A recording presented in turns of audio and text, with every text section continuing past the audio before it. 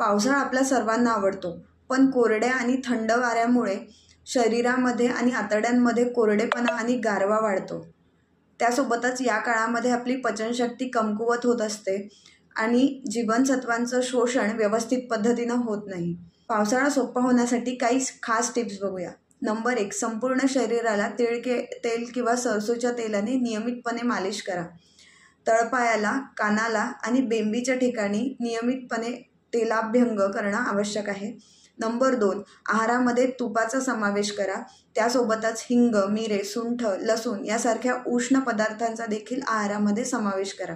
Number 3, संपूर्ण शरीर कोरडं आणि उबदार राहील याकडे विशेष लक्ष द्या. फंगल इन्फेक्शन्स टाळण्यासाठी अँटीफंगल पावडर किंवा अँटीबॅक्टेरियल पावडर्स देखील वापरू शकता. नंबर 4, पिण्याचं पाणी उकळून गार करून आणि कमी प्रमाणात सेवन करा. एवढं सगळं करूनही सर्दी, पडसे, दमा यासारखे त्रास झाल्यास तज्ज्ञांचा सल्ला घ्यायला विसरू नका. विशेष म्हणजे दीर्घकाळापासून वातरोग असणाऱ्यांनी विशेष वातनाशक बस्ती चिकित्सा जवळच्या तज्ज्ञ आयुर्वेदिक डॉक्टरांकडून करून घ्यायला विसरू नका. धन्यवाद.